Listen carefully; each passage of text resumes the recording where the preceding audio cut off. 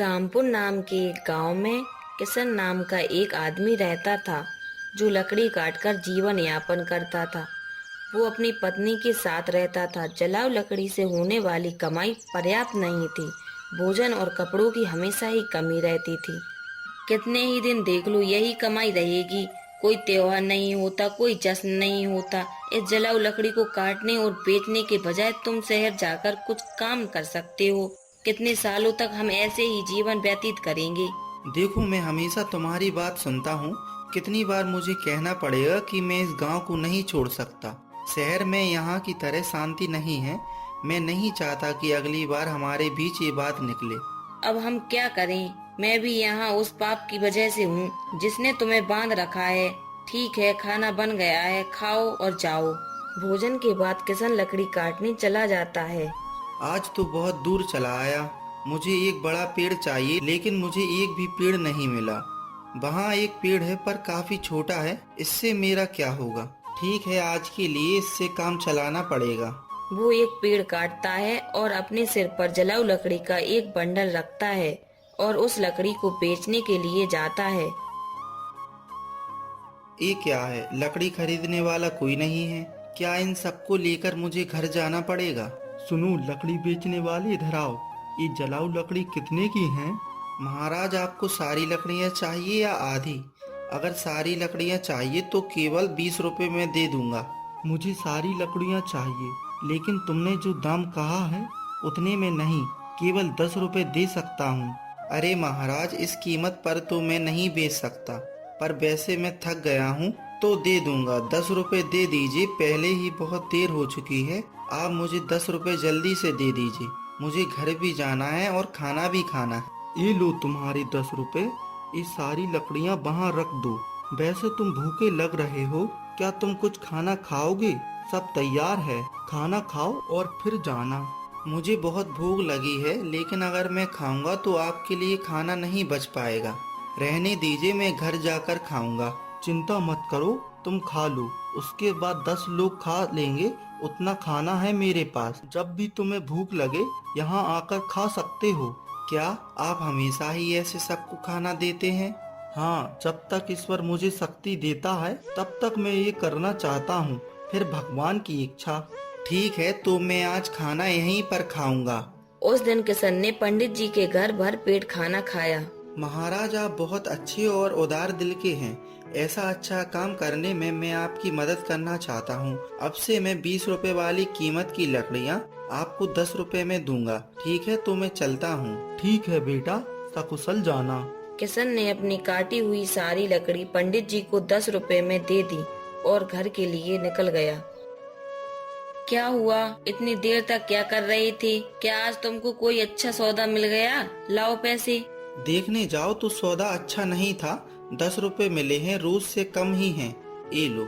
क्या सचमुच में मुझे 10 रुपए दे रहे हो? मैंने सोचा था कि जितना तुम रोज देते हो उससे दुगना तो दोगे, लेकिन तुमने उसका मुझे आधा ही दिया।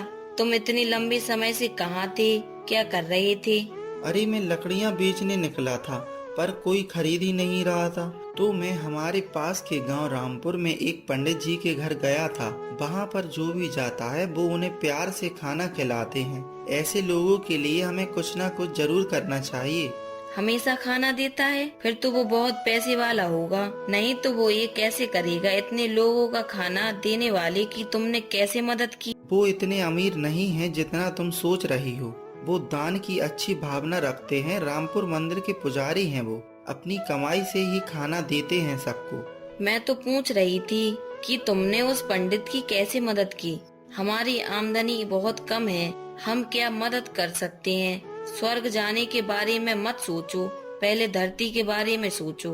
तुम्हें पता भी है मैंने क्या किया? मैंने उन पंडित जी से कहा जो लकड़ी मैं लाता हूँ उसे आधे में दे दूंगा, और कल से कुछ लकड़ियाँ उनके लिए और बाकी लकड़ियाँ हमारे बेचने के लिए काटूंगा।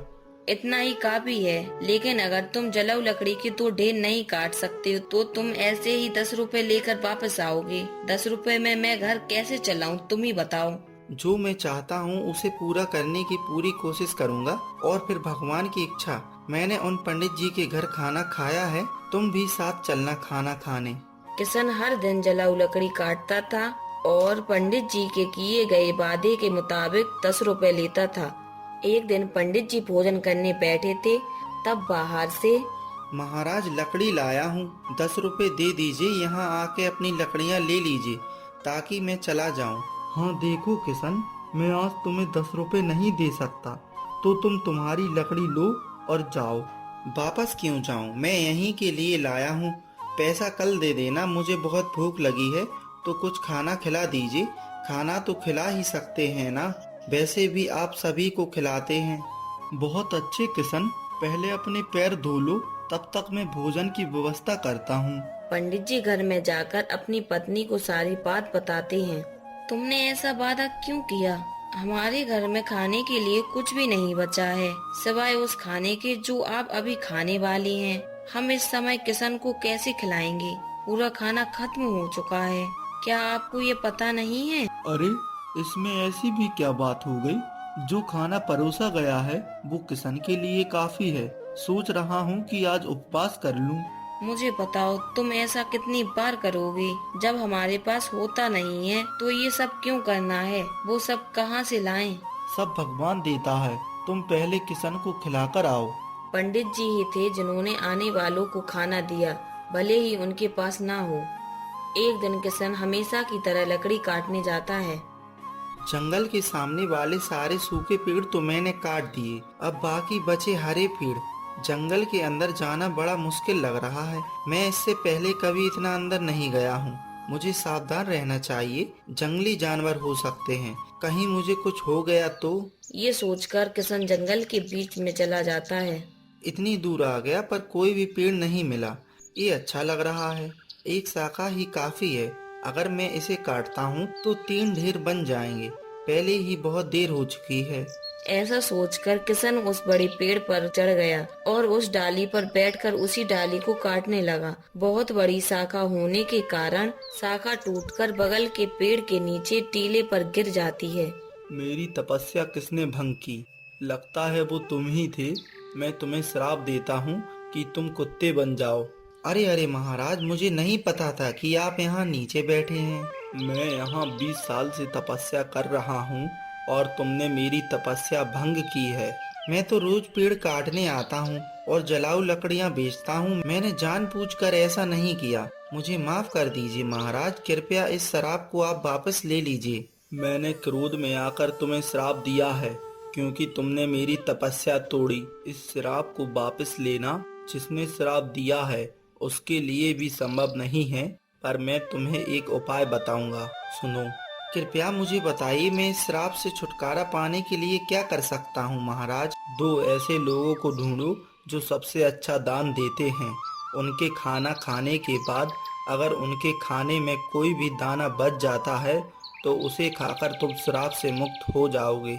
मैं अपनी पत्नी को रोजाना जलाऊ लकड़ी से मिलने वाले पैसे का सहारा देता हूँ। अब मैं कुत्ता बन गया तो मेरी पत्नी का क्या होगा महाराज?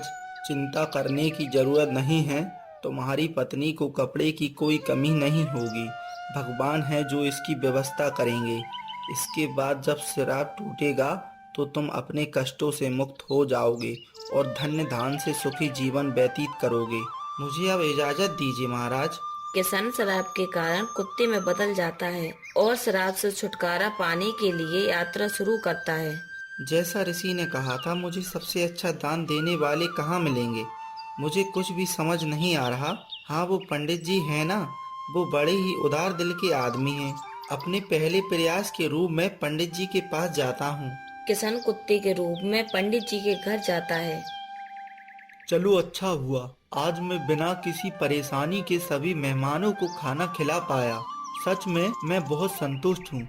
भगवान मुझे उन सभी को खाना खिलाने की शक्ति दे जो आज यहाँ आए।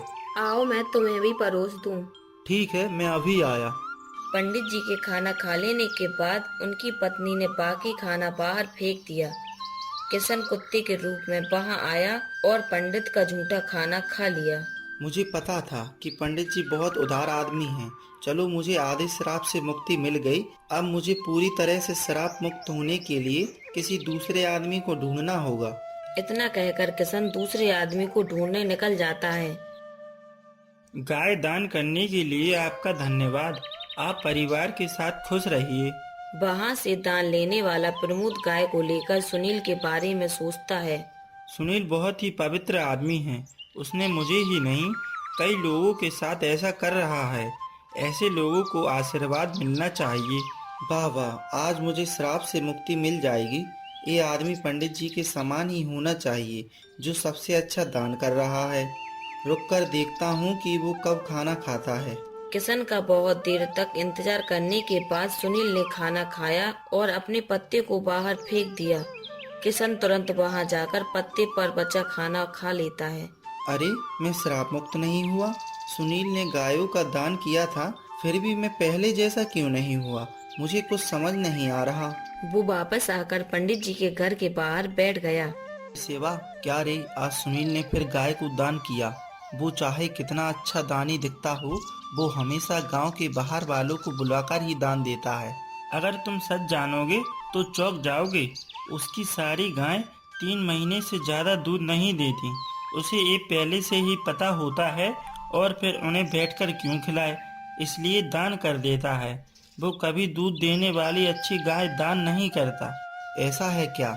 वो हमारे बजाय गांव के बाहर वालों को दान देता है।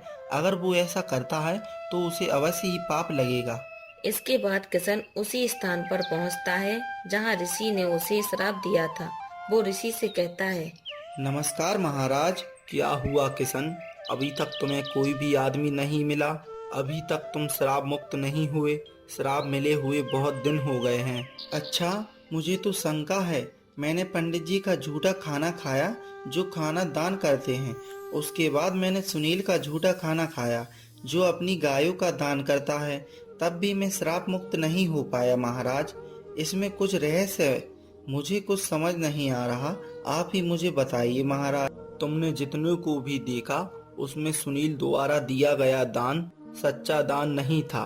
वो ऐसी चीजें दे रहा था जिसकी उसे जरूरत नहीं थी। अगर उसे उनकी जरूरत होती तो वो उन्हें दान ही नहीं करता। देखो किशन, सही दान पंडित जी ने जो भूखे को खाना दिया वो था। भले ही उन्होंने खाना नहीं खाया, इसलिए उसका दान सबसे अच्छा है। कुछ और प्रयास करो, तुम श्राप से मुक्ति के करीब हो। समझ गया महाराज, धन्यवाद। किशन उदास मन से वहां से चला जाता है।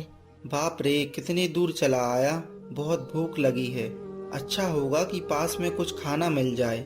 वहाँ पास में उसे एक बूढ़ा आदमी घड़े में पानी ले जाते हुए दिखाई दिया। उस बूढ़े को देख रहे हो?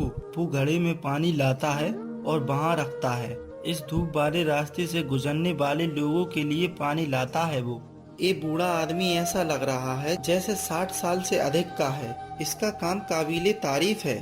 बूढ़ा आदमी जो खाना लाया था उसे निकालकर खाने लगता है। भूखा किशन बूढ़े आदमी के पास जाता है। बूढ़ा आदमी अपना झूठा खाना किशन को दे देता है। किशन वो खाना खाकर तुरंत एक आदमी बन जाता है।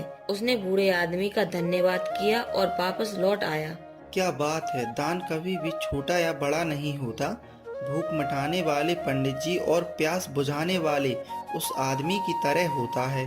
सबसे अच्छा दान खुद की बजाय दूसरे की मदद करना होता है। ऐसे ही चलते चलते किशन अपनी पत्नी के पास गांव पहुंच जाता है और खुशी से रहने लगता है। अगर आपको ये कहानी पसंद आई हो तो हमारे सिर्फ कार्टून चैनल को शेयर एंड सब्सक्राइब करें।